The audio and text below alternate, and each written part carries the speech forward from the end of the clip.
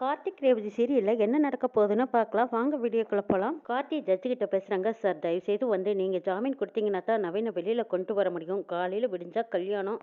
நீங்கள் பார்த்து முயற்சி பண்ணி நவீனை வெளியில் விட்டால் தான் நான் கூட்டிகிட்டு போய் கல்யாணம் பண்ண முடியுங்கிறாங்க கார்த்திக். ஒன்றும் கவலைப்படாதீங்க கார்த்தி, விடிய காலம் 5 மணிக்கெல்லாம் நான் வந்துடுவேன். வந்ததுக்கப்புறமா ஜாமீன் பேப்பரில் நான் கையெழுத்து போட்டு கொடுக்குறேன். நீங்கள் அதை வாங்கிக்கிட்டு போய் உங்கள் ஃப்ரெண்டு நவீனை நீங்கள் வெளியில் கூட்டிகிட்டு வந்துடலாம், கவலைப்படாதீங்கன்னு சொல்கிறாங்க ஜட்ஜு. சரிங்க சார், காலையில் பார்க்குறேன் அப்படிங்கிறாங்க கார்த்தி. சரி கார்த்தி, நீங்கள் மண்டபத்துக்கு போங்க. காலையில் வக்கீல் வந்ததும் நான் அவர்கிட்ட கையெழுத்து வாங்கிட்டு நம்ம போலீஸ் ஸ்டேஷனில் போய் நவீனை கூட்டிகிட்டு வந்துடலான்னு கூட இருக்கிற வக்கீல் சொல்கிறாங்க. சரின்ட்டு கார்த்தி வக்கீலுக்கு ட்ராப் பண்ணிவிட்டு மறுபடியும் மண்டபத்துக்கு போகிறாங்க. மண்டபத்தில் மாயா துப்பாக்கியை யார் எடுத்திருப்பான்னு தேடிக்கிட்டே இருக்காங்க.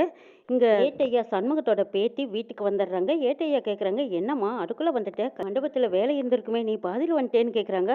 ஆமாம் தாத்தா, அங்கே இருக்கவே எனக்கு பிடிக்கலைங்கிறாங்க. என்னம்மா சொல்கிறேன், எதனால் பிடிக்கலைன்னு கேட்குறாங்க. தாத்தா, அந்த பரமேஸ்வரி பாட்டி இருக்காங்கல்ல, அந்த பாட்டி சீர்வரிசை கொண்டு வந்தாங்க. அங்கே சாமுண்டீஸ்வரி மேடமும் அவங்க தங்கச்சி சந்திராவும் பாட்டியை கண்டபடி வாய்க்கு வந்தபடி திட்டி அவமானப்படுத்தி அனுப்பிட்டாங்க. பார்க்குறக்கே பாவமாக இருந்துச்சு. அன்னைக்கு நம்மளுக்கு ஒரு கஷ்டம்னு வந்தபோது ஊர்க்காரங்க முன்னாடி பாட்டி நமக்காக சப்போர்ட் பண்ணாங்க. ஆனால் இன்னைக்கு அவங்க எல்லாரும் முன்னாடியும் தலைகுனிஞ்சு போகிறத பார்க்கும்போது எனக்கு கஷ்டமாக இருந்ததுங்கிறாங்க. எதனால் அப்படி நடந்ததுன்னு கேட்குறாங்க. தாத்தா, அதுக்கும் அந்த சந்திரா இருக்காங்க பாருங்க, அவங்க வாய்க்கு வந்தபடி காது கூசு அந்த மாதிரி எல்லாம் பாட்டியை அப்படியெல்லாம் திட்டினாங்க தாத்தா. காதால் கேட்கவே முடியல, அவ்வளோ அசிங்கமாக திட்டி அனுப்பிச்சி வச்சுட்டாங்க. அதனால ராஜராஜன் சாருக்கு கோவம் வந்ததும் அந்த சந்திராவை பலார் பலார்னு கன்னத்திலேயே நல்லா அரைஞ்சிட்டாங்க. பாட்டி எவ்வளவு நல்லவங்க, நமக்காக எவ்வளவு ஆதரவு பண்ணியிருக்காங்க. அப்படி பாட்டியை பேசும்போது என்னால் காது கொடுத்து கேட்கவே முடியல. நானே திரும்பி வந்துட்டேங்கிறாங்க. இது எல்லாத்துக்கும் காரணம் நான் தான். அன்னைக்கு மட்டும் போஸ்ட்மார்ட் ரிப்போர்ட்டை ராஜா சேதுபதி ஐயா கிட்ட காட்டியிருந்தா இவ்வளவு ஜென்ம பகையாயிருக்காது. குடும்பம் ரெண்டு பட்டு நிற்கிறதுக்கு காரணமே நான் தான்ங்கிறது என் மனசு உறுத்திக்கிட்டே இருக்கு. தினம் தினம் உணர்ச்சியில் துடிச்சிட்டே இருக்கிறதுக்கு பேசாமல் போய் உண்மையை சொல்லிடலாமான்னு யோசிக்கிறாங்க. ஏட்டியா முத்துவேல் கொடுத்த காசுக்கு ஆசைப்பட்டு உண்மையை மறைச்சது எவ்வளோ பெரிய தப்பா போச்சு. இனிமேலும் அந்த முத்துவேலோட உருட்டலுக்கு மிரட்டலுக்கெல்லாம் பயப்படவே கூடாது. உடனே உண்மையை போய் பரமேஸ்வரி பாட்டி கிட்ட சொல்லிட வேண்டியதா, யோசிக்கவே வேண்டியதில்லைன்னு சொல்லிட்டு ஏட்டையா செல்வம் உடனே பரமேஸ்வரி பாட்டி இருக்கிற இடத்துக்கு போறாங்க. பாட்டி கோயிலில் புலம்பிக்கிட்டு இருக்காங்க. ஆமா தாயே, நான் ஆசாசியே என் பேத்திக்காக சீர்வரிசையெல்லாம் எடுத்துட்டு போனேன். ஆனால் அந்த இடத்துல போய் திரும்பி அவமானப்பட்டு வந்திருக்கேனே. பேத்தியோட கல்யாணத்தை பார்க்கறக்கு இல்லாத சாமுண்டேஸ்வரி என்னை அசிங்கப்படுத்தி வெளியே அனுப்பிட்டா. கடைசி வரைக்கும் எந்த உறவுமே இல்லாமல் நான் வாழ்ந்துதான் ஆகணுமா? என்னோட நிலைமை இப்படித்தானா? மருமக பேத்தி பேரன் இப்படி எல்லாத்தோட சேர்ந்து ஒன்றா சேர்ந்து வாழணும்னு ஆசைப்படுறேன். ஆனால் இது நடக்காமல் போயிடும் போல இருக்கே. என்னோட காலத்தில் 2 குடும்பத்தையும் ஒன்று சேர்த்து பார்க்கணுன்னா தான் ஆசைப்படுறேன். இதாவது நடக்கணுமேனு வேண்டிக்கிறாங்க. ஏட்டையா சண்முகம் ஓடி வந்ததும் அம்மா என்ன ஞாபகம் இருக்கான்னு கேட்குறாங்க. இருக்கு. அன்னைக்கு கூழ் ஊற்றும் போது கூட நீங்களும் உங்கள் பேத்தியும் வந்தீங்கல்ல அப்படின்னு பரமேஸ்வரி பற்றி ஞாபகமாக சொல்கிறாங்க. ஆமாங்க, நான் தான் வந்தேன். உங்ககிட்ட ஒரு உண்மையை சொல்லலான்னு ஓடி வந்திருக்கேங்கிறாங்க. அப்படியா, என்ன உண்மை அப்படின்னு கேட்குறாங்க பாட்டி. ஏட்டையை வந்ததும் பின்னாலேயே முத்துவேலும் வந்துடுறாங்க. வந்ததும் இந்த கிழவிக்கிட்ட இந்த ஏட்டை என்ன பேசுகிறான்னு தெரியலையே, ஒருவேளை நம்மளை பற்றின ரகசியத்தை ஏதாவது சொல்லிடுவானா? சொல்லாமல் இருந்தால் நல்லது, சொல்லிட்டேன்னா பிரச்சனை ஆயிடுமே, என்ன செய்யலான்னு யோசிக்கிறாங்க. அம்மா, உங்கள் குடும்பத்துக்கு நான் துரோகம் பண்ணிட்டேன். அன்னையிலேருந்து இன்னை வரைக்கும் என் மனசுக்குள்ளே அதை உறுத்திக்கிட்டே இருக்குது. பூட்டி வச்ச அந்த ரகசியத்தை இன்னைக்கு நான் உங்ககிட்ட சொல்லலான்னு வந்திருக்கேங்கிறாங்க. எது ரகசியமா? எதுவாக இருந்தாலும் சொல்லுங்க ஐயா, என் மனசு அப்படியே படபடன்னு இருக்குதுங்கிறாங்க பாட்டி. சொல்லிடுறேம்மா, உங்களுக்கும் உங்கள் மருமகளுக்கு இருக்கிற பகை வந்ததுக்கு காரணமே நான் தானுங்கிறாங்க ஏட்டையா. என்னையா சொல்கிறீங்க அப்படின்னு பாட்டி அதிர்ச்சியாக கேட்குறாங்க. உங்கள் மருமகளோட அம்மா சிவகாமி ராஜா சேதுபதி ஐயா சொன்ன வார்த்தையினால சாகலமா? சிவகாமி அம்மா குடித்த காப்பியில் தாம்மா விஷம் கலந்துருந்தாங்க. அந்த காப்பியை குடிச்சதுனால தான் அந்த அம்மா செத்துட்டாங்கன்னு சொல்கிறாங்க. ஆமாம், இதெல்லாம் உங்களுக்கு எப்படி தெரியும்னு பாட்டி கேட்குறாங்க. அந்த அம்மா செத்ததும் போஸ்ட்மார்ட்டம் ரிப்போர்ட்டு என் கைக்கு தாங்கம்மா வந்தது. அந்த ரிப்போர்ட்டை எடுத்துக்கிட்டு நம்ம சேதுபதி ஐயா கிட்ட சொல்லலான்னு வந்தேன். ஆனால் முத்துவேலு என்னை தடுத்து நிறுத்திட்டா. ஏட்டையா, அந்த முத்துவேலு உங்களை எதுக்கு தடுத்து நிறுத்தினான்னு பாட்டி கேட்குறாங்க. அந்த முத்துவேலு அந்த அம்மா சாவறதுக்கு 2 நாளைக்கு முன்னாடி சிவகாமி அம்மா கிட்ட தப்பா நடந்துக்க பார்த்துருக்கான்.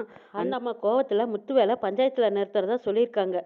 இதை கேட்ட முத்துவேலு உடனே அந்த அம்மாவை கொன்னோடணும்னு நினச்சிக்கிட்டு தான் காப்பியில் விஷத்தை கலந்துட்டான்னு சொல்கிறாங்க. ஏட்டையா, அடப்பாவி, முத்துவேல் சிவகாமியை கொன்னுட்டு எங்கள் மேலே பழியை தூக்கி போட்டுட்டானே. இத்தனை வருஷமா அதுக்குண்டான தண்டனையை நாங்கள்லாம் அனுபவிச்சுட்டு இருக்கோம். ஆமாம், நானும் பணத்துக்கு ஆசைப்பட்டு இவ்வளோ வருஷமா இந்த உண்மையை உங்ககிட்ட சொல்லாமையே நான் மறைச்சிட்டோமா? மறைச்ச குற்ற உணர்ச்சி என்னை கொன்னுக்கிட்டே தான் இருந்தது. சரி, இன்னைக்கு என்ன ஆனாலும் சரி, எல்லா உண்மையும் உங்ககிட்ட சொல்லிடலான்னு தான் நான் ஓடி வந்து சொல்லிட்டேங்கிறாங்க. நீங்கள் உண்மையை சொன்னதுக்கு அப்புறம் தான் இப்போ என் மனசே தெளிவாக இருக்குது. இவ்வளவு நாளாக அவள் சாவுக்கு நாங்கள் தான் காரணமோன்னு குற்ற உணர்ச்சியிலேயே துடிச்சிட்டு இருந்தேன். இனி எனக்கு பயம் இல்லை. இனிமே என் மனசில் எந்த ஒரு பாரமும் இல்லை. அம்மா, இப்போவே வாங்க, உங்கள் மருமக சாமுண்டீஸ்வரி கிட்ட நான் எல்லா உண்மையும் சொல்லிடுறேன். உங்கள் 2 குடும்பத்தையும் ஒன்று சேர்த்து வச்சா தான் என் மனசுக்கு திருப்தியாக இருக்கும். நான் போய் ஆட்டோ எடுத்துகிட்டு வரேன். நம்ம 2 பேரும் கிளம்பலாம் மண்டபத்துக்குங்கிறாங்க ஏட்டையா. சரி சீக்கிரம் போய் ஆட்டோ எடுத்துகிட்டு வாங்க போகலாம் அப்படிங்கிறாங்க பரமேஸ்வரி பாட்டி. இதெல்லாம் பார்த்துக்கிட்டு இருந்த முத்துவேலு இந்த ஏட்டையாவை விடக்கூடாது. இவனை ஏதாவது ஒன்று பண்ணியே ஆகணும். இவன் போய் உண்மையை சொல்லிட்டான்னா அடுத்தது நான் தான் ஜெயிலில் போய் கம்பி எண்ண வேண்டியதாக இருக்கும். அதுக்கு முன்னாடி நாம உஷாராயிக்கணும்னு நினச்சிக்கிட்டு ஏட்டையாவை கொல்றதுக்கு ரெடி பண்ணுறாங்க முத்துவேலு. பாட்டி சாமி கிட்ட அப்பாடா இப்போதான் என் மனக்குறையே தீர்ந்தது. இவ்வளவு நேரமா இதுக்கு முன்னாடி என் மனசில் உள்ள குறைகளை சொல்லி அழுதேன். இப்போ என் குறைய தீர்க்கறதுக்காகவே ஒருத்தர் அனுப்பி வச்சிருக்கேன். ரொம்ப சந்தோஷமா அப்படின்னு நினச்சி வேண்டிகிட்டு இருக்காங்க. இங்கே ஏட்டையா ஆட்டோ எடுத்துகிட்டு வந்திருக்காங்க. அங்கே பார்த்தா முத்துவேல் அடியாள்களோட நிற்கிறத பார்த்துட்டு அடப்பாவி பாட்டிக்கிட்ட பேசிக்கிட்டு இருந்ததா பார்த்துட்டு இவன் அடியாளோட வந்து நிற்கிறான். இவன் கண்ணில் படக்கூடாது. நம்ம பின்புறமாக போய் பாட்டியை அழைச்சிட்டு வந்துடலாம் அப்படின்னு சொல்லி பின்புறமாக வராங்க ஏட்டையா. ஏட்டையா வந்து பாட்டிக்கிட்ட தகவல் சொல்கிறாங்க. அம்மா அந்த முத்துவேலு அடியாள்களோட வெளியில தான் நிற்கிறான். அதனால தான் நான் பின்புறமாக வந்தேன். நீங்கள் யாருக்கும் தெரியாமல் இந்த ஆட்டோவில் போயிடுங்க. நான் யாருக்கும் தெரியாமல் மண்டபத்தில் சீக்கிரமாக வந்துடுறேங்கிறாங்க. சரிப்பா சீக்கிரம் வந்துரு. வந்து என் மருமகிட்ட உண்மையை சொல்லுன்னு சொல்லிட்டு பாட்டி ஆட்டோ ஏறி போயிடுறாங்க. ஆட்டோவில் ஏறி மண்டபத்துக்கு போயிடுறாங்க. இங்கே ஏட்டையா யாருக்கு நிலையும் படாமல் தப்பிச்சு போயிடுறாங்க. இந்த பக்கம் முத்துவேலு எதிர்பார்த்துட்டு இருந்தாங்க. எங்கடா உள்ளே போனவன ஆளை காணமே, இருங்கடா நான் போய் பார்த்துட்டு வரேன்னு முத்துவேல் கோயிலுக்குள்ளே வந்து தேடிக்கிட்டு இருக்கிறாங்க. ஏட்டையா இவங்க கண்ணிலையெல்லாம் படாமல் தப்பிச்சு வந்துட்டு இருக்கும்போது எப்படியோ முத்துவேல் பார்த்துடுறாங்க. பார்த்ததும் டே நில்லடா அப்படின்னு சத்தம் போடுறாங்க. திரும்பி பார்த்த ஏட்டையா ஓடி வந்துட்டு இருக்கிறாங்க. அப்போ அடியாள்களை கூட்டிக்கிட்டு முத்துவேல் ஓட்டமாக பின்னாடி வந்துட்டு இருக்காங்க. அவங்க வரதை பார்த்ததும் ஏட்டையா ஒரு கார் சந்தில் மறைஞ்சுக்கிறாங்க. இங்கே முத்துவேலும் அடியாள்களும் தேடிக்கிட்டு இருக்காங்க. எங்கடா வந்தவன் அதுக்குள்ளே காணாமல் போயிட்டானே, இவனை இன்னைக்கு விடக்கூடாதுடா, நல்லா தேடுங்கன்னு தேடிக்கிறாங்க. ஏட்டையா மறைஞ்சு கொண்டுட்டு பார்த்துட்டே இருக்காங்க. ஐயோ இவனுக்கு நம்மளை விடமாட்டானுங்க போல இருக்கே. சரி நம்ம ஃபோனில் ரெக்கார்ட் பண்ணி வச்சிடலாம்.